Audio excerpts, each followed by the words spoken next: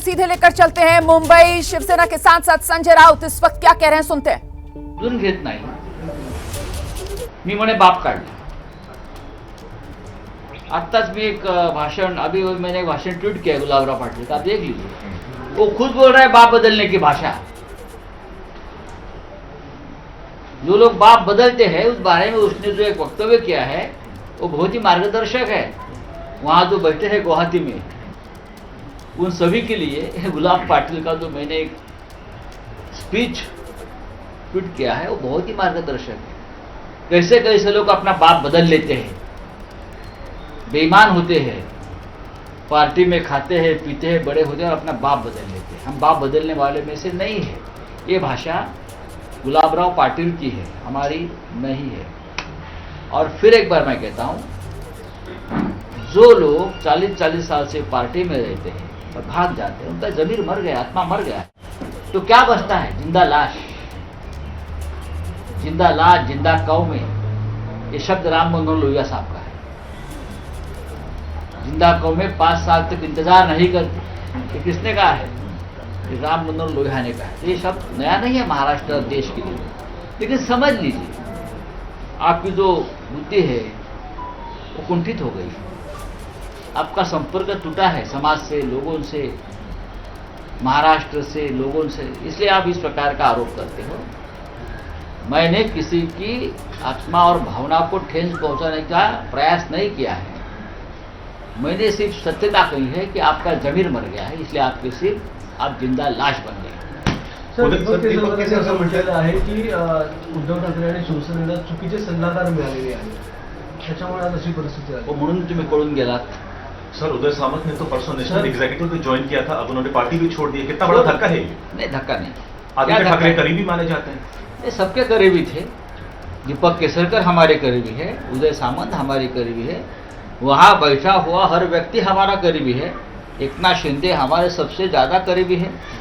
जहां हम लोग बैठे उस हमारे घर में 8 दिन में एक बार तो हम मिलते थे, चाय पीते थे, खाते थे, गपशप करते थे, सुख दुख बांटते थे। सभी करीबी है। एकनाथ शिंदे आज भी हमारे करीबी है। सर, त्यांनी एक पिटिशन दाखल केलेली आहे सुप्रीम कोर्टामध्ये, त्याच्यामध्ये 2-3 मुद्दे त्यांनी दाखवलेले। त्यामध्ये एक तर आहे की आमचं जे निलंबन आहे ते रद्द करावं, त्याची ऑर्डर रद्द करावी। पहा, कायदेशीर लढाई आहे, legal fight and street fight, रस्त्यावरची लढाई आणि कायद्याची लढाई, ही दोन्ही बाजूनी होत राहील। काल माननीय शरद पवारांनी सांगितलेलं आहे की तुमच्याकडे बहुमत आहे, तुमच्याकडे 50 आमदारांचं बळ आहे, थांबला कशाला? आपके पास 50 एमएलए की ताकत है, विधायकों की ताकत है, तो अब गुवाहाटी में क्यों बैठे हो? वहाँ तो महाप्रलय आया है, बाढ़ आया है, लाशें तैर रही है, 120 लोग वहाँ मर चुके हैं, आपके आसपास ही पूरा बाढ़ है। आप क्यों बैठे हो यहाँ?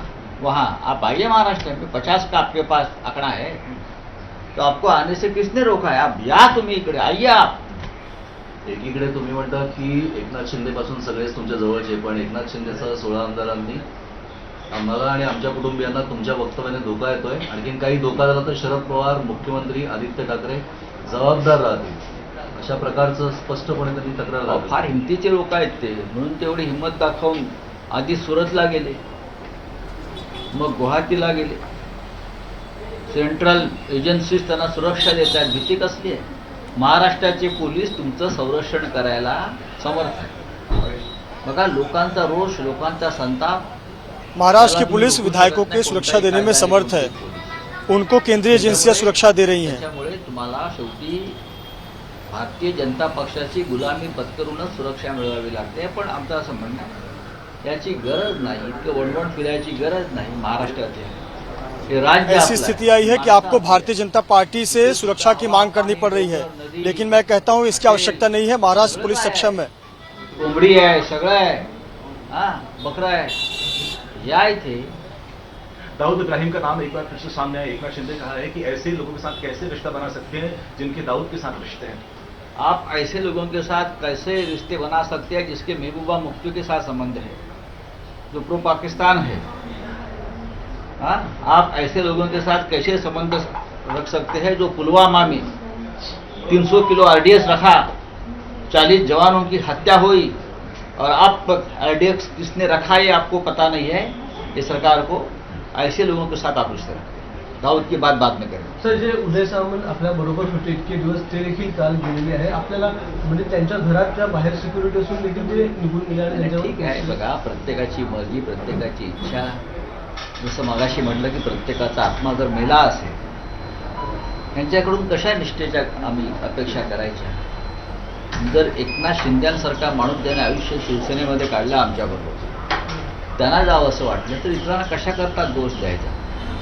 तर मला वाटतं की काही लोकांना जबरदस्तीनं जे डांबून ठेवलं ते परत येते. अजूनही आमची अपेक्षा आहे की ते परत येते, त्यांचा आत्मा जिवंत होईल आणि ते म्हणजे मगाशी म्हणालो की वापस एक बार जिंदा हो जाएंगे वो लोग. काही दिवसापूर्वी तुम्ही हे वक्तव्य केलं होतं की म्हणजे त्यांच्याबद्दलच की जे तुम्ही परत या, मुख्यमंत्र्यांशी बोला, तुमच्या काय अडचणी आहेत त्यांना मांडू, नंतर काही विचार वेगळा करायचा असेल तर तोही करता येईल. त्यावर तुम्ही आजही ठाम आहात? नक्कीच. शेवटी ते सगळे आमचे लोक आहेत. आम्ही अनेक वर्ष एकत्र काम केलेलं आहे. उद्धव ठाकरे, त्यांच्या आधी बाळासाहेब ठाकरे, या सगळ्यांनी त्यांना एका ममतेनं सांभाळलेलं आहे. आणि 2.5 वर्षातली परिस्थिती आपण जर पाहिली असेल, कोविड असेल, उद्धव ठाकरेंचा आजारपण असेल, या सगळ्याचा गैरफायदा घेऊन जर तुम्ही गेला असाल तर ते अमानुष आहे. महाराष्ट्राला इन सभी लोगों को बाला साहब ठाकरे ने संभाला है, उद्धव ठाकरे ने संभाला है. पिछले 2.5 साल तक उन्हें मंत्री पद जैसा सम्मान दिया, इतने वर्षों तक उन्हें संभाल कर रखा. अगर ऐसे पर आप धोखा देकर जाते हैं तो ऐसे लोगों की आत्माएं मर गई हैं, बस शरीर जिंदा है. असं त्यांचं वारंवार म्हणणं आहे. तर त्या विचारावर सुद्धा भारतीय जनता पक्ष जर मेहबूबा मुफ्तीबरोबर राहू शकते, सरकार बनवू शकते, तर महाविकास आघाडीत तर या राज्यातल्या मातीतले पक्ष आहेत सगळे. आणि जर कोणी असं म्हणत असेल आम्ही हिंदुत्व सोडलं, ला सकती है, एक वो पार्टी कैसे महाराष्ट्र विकास आघाड़ी पर सवाल उठा सकती है. शिवसेनेनं किंवा माननीय उद्धव ठाकरेंनी हिंदुत्वाशी एकनाथ शिंदे उन लोगों के साथ जा रहे हैं जो पाकिस्तान के साथ है, महबूबा मुफ्ती के साथ है. किंबहुना आज काश्मीरमध्ये काय चाललंय, काय पंडितांचं पलायन आहे, कसे पंडित मारले जात आहेत, कशी पाकिस्तानची आज कश्मीर में क्या हो रहा है, चीनमध्ये आज कैसे कश्मीरी पंडितों का पलायन हो रहा है, कैसे कश्मीरी पंडितों को मारा जा रहा है, कैसे कश्मीर में बाहरी लोग घुस रहे हैं. जरा समजून घ्या. दरवाजे उघडा. ये क्या हिंदुत्व का रक्षण है? खिडक्या उघडा, दरवाजे उघडा, वृत्तपत्र आज येऊ द्या, टीव्ही चॅनल सुरू करा. गुवाहाटी का जो होटल है उसके दरवाजे खोलो, खिड़कियां खोलो. आम्हाला माहिती आहे. सर, कितने मेंबर ऑफ पार्लियामेंट का सपोर्ट उद्धव जी के साथ इस वक्त है, क्योंकि कहा जा रहा था मेंबर ऑफ पार्लियामेंट के साथ भी एकनाथ शिंदे का कैंप संपर्क साध रहा है. देखिए, बहुत से मेंबर ऑफ पार्लियामेंट से लोग संपर्क कर रहे हैं, सांसदों से. करने दीजिए. हमसे भी संपर्क है, हमसे भी संपर्क होता है, हमसे भी बातचीत होती है कि आप क्यों इतना करते हो पार्टी की, आपको क्या मिला. मिलो, हमको सब कुछ मिला है, पार्टी ने हमको क्या नहीं दिया है. आज जो संजय राउत यहाँ बैठा है वो शिवसेना की देन है, बाला साहब ठाकरे की देन है, आप सब लोग शिवसेना की देन है. तो शिवसेना के सांसद संजय राउत को आप सुन रहे थे, जो लगातार तीखे हमले कर रहे हैं एकनाथ शिंदे गुट पर, वहां मौजूद विधायकों पर. और ऐसे में एकनाथ शिंदे गुट से दीपक केसरकर हमारे साथ मौजूद हैं, जरा उन्हीं से जानते हैं. दीपक जी, शायद आपने भी सुना हो, संजय राउत कह रहे हैं कि जमीर मर चुका है उन विधायकों का जो हमें छोड़कर गए, गुवाहाटी में बैठे हैं. आप जरा रिपीट करेंगे मैडम, मुझे सुनने को नहीं आया. हेलो दीपक जी, आपको मेरी आवाज can you repeat the question? जी दीपक जी, संजय राउत शिवसेना की तरफ से कहा जा रहा है कि जमीर मर चुका है आप लोगों का. बाला साहेब ठाकरे के जो भक्त होते हैं वो धोखा नहीं देते हैं. वो उनकी जो लैंग्वेज है ना, वो इतनी खराब है कि आप एक बात सोचिए, कल तक हम लोग ये हमें मुर्दा बोल रहे थे, हमारी पोस्टमार्टम करने की बात कर रहे थे, और इन्हीं लोगों के बलबूते वो जीते हैं राज्यसभा का इलेक्शन. उनको 41 में वोट्स मिले थे और उसमें से 39 लोग आज हम यहाँ पे है. तो उनको मुर्दों के मत क्यों चाहिए? अगर उनका जमीर जिंदा है ना तो आप इस्तीफा दे दे राज्यसभा के पद का, और उनके पास बहुमत तो है ही, एनसीपी और कांग्रेस है उनके साथ, वो तो आधे एनसीपी के है, आधे शिवसेना के है, तो उनको उनका सपोर्ट लेना चाहिए और राज्यसभा में फिर से जीत के जाना चाहिए. तभी उनको ये हक बनता है हमारे बारे में कुछ बोलने का. नहीं तो हमारे सर, आप जो दो बातें कर रहे हैं ना सर, पहली बात जो आपने की साहब वो हमें मुर्दा बोल रहे थे, पोस्टमार्टम की बात कर रहे थे, तो पलटकर संजय राउत कह रहे हैं कि साहब इन लोगों की सोच ही कुंठित है। मैं तो ये कह रहा था कि जमीर इनका मर चुका है, धोखा देने वाले लोग जिनका जमीर मर चुका है। देखिए ये ऐसे है ना, वो खुद बोलते उसका रिकॉर्डिंग हो गया ना मैडम, अब ये बोलने से क्या फायदा है। जमीर हमारा नहीं मरा है, उनका मरा है, क्योंकि हिंदुत्व का जो विचार है उससे वो परे हो गए, वो अभी हिंदुत्व के साथ नहीं है, तो उनका जमीर मर गया है। क्योंकि बाबा साहब रहते और जिस तरह के स्टेटमेंट वो निकाल रहे हैं, कल वो बोल रहे थे कि आप बहुत बापों के मतलब आपके पिताजी बहुत ज्यादा है, तो एक कैसा एलिगेशन हुआ, ये फैमिली पे हुआ, वो महिलाओं पे हुआ, तो ऐसी चीजें महाराष्ट्र का कल्चर नहीं है। अगर बाबा साहब होते तो इनको मातोश्री से निकाल लेते। ये जो महिलाओं के बारे में उन्होंने जो बोला है ना, उस एक चीज के लिए वो उनको तुरंत मातोश्री से निकालते, इतने वो उनके स्ट्रिक्ट थे वो। तो ये अभी कुछ भी बोल रहे हैं, इनको कोई बोलने वाला नहीं है। मुझे तो ऐसा लगता है कि उद्धव साहब एक अच्छा निर्णय ले ले, अपना प्रवक्ता है उसको चेंज करे तो ही कुछ बदलाव आएगा महाराष्ट्र में। सर, ताकत दिखाने को लेकर जो आप कह रहे थे कि साहब अगर ताकत है इनके पास तो फिर अपनी सरकार चला लें, ताकत दिखाने को लेकर पलटकर संजय राउत की तरफ से कहा जा रहा है कि अगर 50 का आंकड़ा आपके सामने है तो फिर आकर आप लोग गुवाहाटी से मुंबई अपनी ताकत क्यों नहीं दिखा देते हैं, डर क्यों रहे हैं? देखिए, आप एक तो रास्ते पे उतरने की बात करते हैं, कार्यकर्ताओं को रास्ते पे उतारते हैं, हमारे ऑफिस तोड़ देते हैं, हमारे घरों पे हल्ला करते हैं और फिर हमको बोलते हैं आप आ जाइए। पहले तो ये करते हैं कि महाराष्ट्र की जो लॉ एंड ऑर्डर है उसको सही जगह पे आने का जिम्मा कॉन्स्टिट्यूशनल हेड होने की वजह से सीएम साहब का है। और मेरे ऐसे सुनने में आया है कि कल ही सीएम साहब ने एक अपील की है कि कोई भी हिंसाचार महाराष्ट्र में नहीं हो। तो एक सही माने में उन्होंने अपना घटनात्मक कर्तव्य निभाया है और उसके बावजूद भी ऐसे फायरी स्पीचेस राउत जी करते हैं तो उनको भी रोकना ये एज ए सीएम उनका ही काम है और वो ड्यूटी करेंगे, इसके बारे में मुझे पक्का यकीन है। तो सर आप ये कह रहे हैं कि आपको डर लग रहा है महाराष्ट्र में आने से? हमले जिस तरीके से हो रहे हैं इस वजह से आप लोग 50 लोग जो हैं वो मुंबई नहीं आ रहे, गुवाहाटी में रुके हुए हैं? देखिए, ऐसा है कि एक दबाव की नीति रहती है, ये दबाव की नीति रहती है लोगों को अलग अलग करने का। ये अलग करने की जो नीति रहती है ना, वो अंग्रेजों ने लाई भारत में, और ये गलत नीति है कि इसमें इनको डिवाइड करो और रूल करो। तो एक जो विचारधारा है कि हम लोगों को हिंदुत्व के साथ रहना चाहिए, हमें एनसीपी और कांग्रेस के साथ नहीं रहना है, हमें विकास के साथ रहना है, हमें महाराष्ट्र का विकास करना है, ये जो कहने वाले लोग हैं उनको वो अलग अलग करें और अलग करने के बाद उनको दबाव डाले और दबाव से खुद जीतने की कोशिश करे। आज तो ये हकीकत है कि उनके पास नंबर बिल्कुल नहीं है और ये एक साइकोलॉजिकल वारफेयर चल रहा है।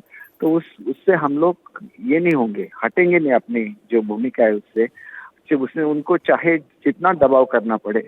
तो ऐसे बोला जाता है। हाँ प्लीज। तो दीपक सर फिर अब ये बताइए ना कि आप ये कह रहे हैं कि आप बाहर निकलना चाहते हैं, एनसीपी कांग्रेस के साथ आपको जाना नहीं है, तो फिर अब नई सरकार बनाने के लिए बीजेपी के साथ क्या कदम आगे बढ़ाया जा रहा है? देखिए, फिलहाल तो हमने कुछ भी कदम आगे नहीं बढ़ाया है। पहले तो हमारा कहना है ऐसा है कि ओरिजिनल जो शिवसेना पार्लियामेंट्री पार्टी है वो हम ही है, क्योंकि उसके भी लीडर शिंदे साहब ही थे और आज ही शिंदे साहब ही उसके लीडर है। तो हमने कुछ गलत कदम नहीं उठाया है। फिर हमने जो इलेक्शन लड़ा था वो बीजेपी और सेना अलायंस के नाम से लड़ाया था, तो वो भी हमारा जो ये है स्टैंड, तो वो तो भी डेमोक्रेसी को साथ में लेके ही कदम है। तो हम कहाँ गलत है? फिर ये कुछ बोल रहे हैं इसलिए हम रिएक्ट करें, ऐसे बिल्कुल नहीं। हमने एक सही कदम उठाया है, हम आज भी शिवसेना के साथ है, आज भी हम उद्धव साहब को ही अपना नेता मानते हैं।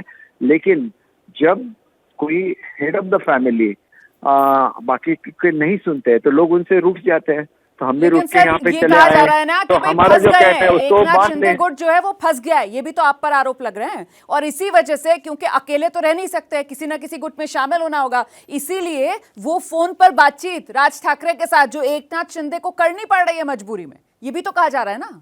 नहीं, ये तो बिल्कुल गलत है। हाँ। जब आपको नई सरकार फॉर्म करनी होगी तो बहुत सारे लोगों का आपको सपोर्ट लेना पड़ेगा। तो वो भी एक पार्टी के नेता है, उनके भी एक एमएलए वहां पे है, तो जाहिर सी बात है कि तो मतलब उनका भी उनका सपोर्ट सपोर्ट लेने लगेगा। के लिए, अच्छा, उनका सपोर्ट लेने के लिए एकनाथ शिंदे जी ने राज ठाकरे से बात की। आप लोग देखिए, एमएनएस राज नहीं ठाकरे ज्वाइन कर साहब रहे, से ऐसा बात कुछ नहीं है। की, जरा सुनिए ना, मेरी बात जी, सुनिए ना। जी। देखिए, राज ठाकरे से बात की, ऐसे राज ठाकरे साहब से बात की, ऐसे मैंने तो नहीं बोला, आप बोल रहे हैं, तो मैंने उसका एक्सप्लेनेशन दिया। अगर बात की होगी तो वो सपोर्ट के बारे में बात की होगी। हम उनमें बिल्कुल मर्ज नहीं हो रहे। हम ओरिजिनल शिवसेना ये पार्लियामेंट्री पार्टी है और हम ही पार्लियामेंट्री पार्टी रहे। उसका अलग स्टेटस रहता है पॉलिटिकल पार्टी से अलग, और वो स्टेटस हमारा है। और वो सर, स्टेटस असली शिवसेना कौन, नकली शिवसेना कौन, ये मामला तो अब अदालत में चला गया ना, फैसला तो वहां पर एक तरीके से होगा। चलते चलते एक सवाल का जवाब और दे दीजिए आपकी तरफ से। एक मिनट, आप कंफ्यूज कर रहे हैं। कहिए, लेट मी एक्सप्लेन। आप लोग के मन में कुछ कंफ्यूजन है। पॉलिटिकल पार्टी डिफरेंट रहती है। हमने कभी भी पॉलिटिकल पार्टी पे क्लेम नहीं किया है। हमारा ऐसा कहना है कि शिवसेना का जो असली गठ है असेंबली में, वो हम हैं, और वो हमारा कहना सही है क्योंकि हमारे पास मेजॉरिटी है। हमारा गठ पहले रजिस्टर हो चुका है और वो शिंदे साहब के नेतृत्व में गठित हुआ है। तो कोई 14 लोग उठ के इसको बर्खास्त नहीं कर सकते। ये उनको, they are not entitled to do that. इसलिए हम है, हमने कभी भी ऐसे नहीं बोला कि हम लोग शिवसेना के साथ नहीं है या तो हम शिवसेना का पार्टी सिंबल क्लेम कर रहे हैं। हमने कभी भी ऐसा नहीं बोला। आज भी उद्धव साहब ही हमारे नेता हैं। उद्धव साहब हमारी बात माने, वो ये गठबंधन छोड़ के बीजेपी के साथ गठबंधन बनाएंगे, हम लोग सब आ जाएंगे मुंबई में, हमें क्या दिक्कत है। लेकिन हमारे पार्टी के नेता तो शिंदे साहब ही रहेंगे, मतलब ठीक है, गुट के मतलब नेता। शर्त लेकिन आपने रख दी कि उद्धव साहब जो है वो बीजेपी के साथ गठबंधन बनाएंगे, तभी आप लोग सब उद्धव ठाकरे के साथ आएंगे, ये तो कह रहे हैं ना, आपने अभी अभी कहा है। बिना उसके उद्धव ठाकरे मंजूर नहीं है आपको, जब तक वो बीजेपी के साथ नहीं आएंगे उद्धव अरे ठाकरे। मंजूर क्यों नहीं है? हम लोग फिर बीजेपी के साथ, समझिए, हमको जो निर्णय लेना है, अगर उनको मंजूर नहीं है तो वो निर्णय लेके अपनी शिवसेना की सरकार स्थापन करके उनका आशीर्वाद लेने के लिए हम जरूर जाएंगे। वो हमारे नेता है, हमारे आदरणीय नेता है। हम बाला साहब ने जो हमें रास्ता दिया, दिखाया है, उसी रास्ते पे निकाल के महाराष्ट्र का विकास करेंगे। इनके साथ चलते चलते एक सवाल का और जवाब दे दीजिए। देवेंद्र फडणवीस को लेकर आपकी तरफ से कहा गया था कि मैं पूछकर बताऊंगा कि एकनाथ शिंदे की मुलाकात हुई देवेंद्र फडणवीस से या नहीं, पूछ लिया सर, जवाब मिला? देखिए, मैंने जब उनको पूछा तो उन्होंने बोला कि वो लीगल कंसल्टेशन के लिए गए थे और किस किस के साथ उनका डिस्कशन हो गया उसके बारे में उन्होंने मुझे नहीं बताया है। इसलिए मैंने पूछा, जैसे मैंने कहा था, तो उन्होंने बोला कि वो लीगल कंसल्टेशन के लिए गए थे, और इसके आगे मैं भी ज्यादा नहीं पूछ सकता क्योंकि वो हमारे नेता है। पर सर ये तो क्लियर कर दीजिए, नेता कौन है? एकनाथ शिंदे नेता है या उद्धव ठाकरे नेता है? शिवसेना आप कह रहे हैं उसमें किसी तरीके की फूट नहीं है, चलते चलते ये भी क्लियर कर दीजिए। हमारे गठ के नेता शिंदे साहब है और हमारे पक्ष के नेता उद्धव साहब है। बहुत बहुत धन्यवाद, बहुत बहुत धन्यवाद दीपक केसरकर जी, एबीपी न्यूज के लिए वक्त निकालने के लिए।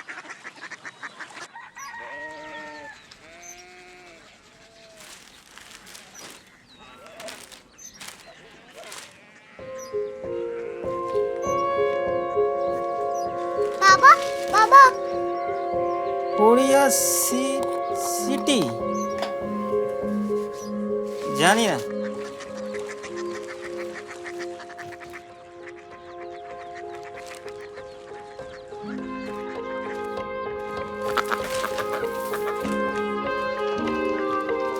कोरिया सिटी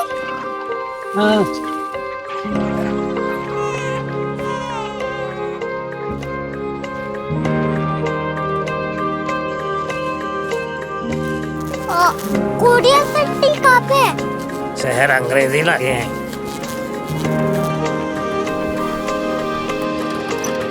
कोरिया सिटी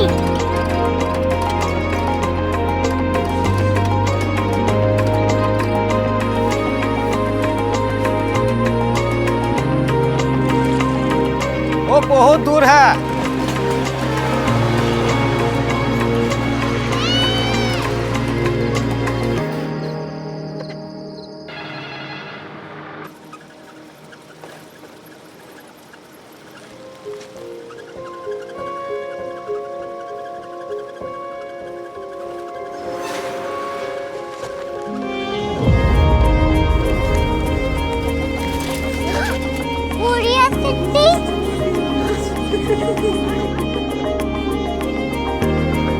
दुनिया को बोलना नहीं, कुछ लोग बड़े होते हैं। कोरिया सिटी कहाँ है? प्रोफेसर साहब को पता होगा।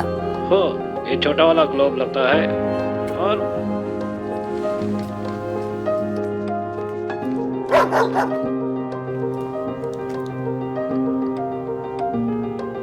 पता नहीं, मेरी बेटी से जाके मिल लो, शायद उसे मालूम हो।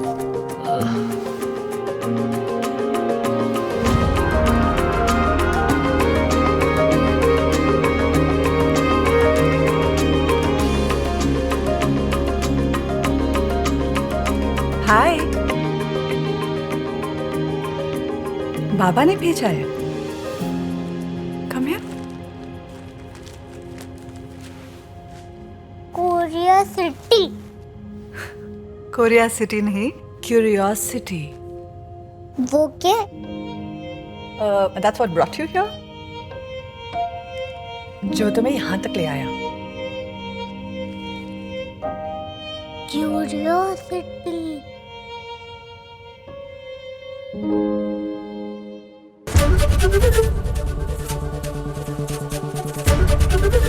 एबीपी न्यूज आपको रखे आगे।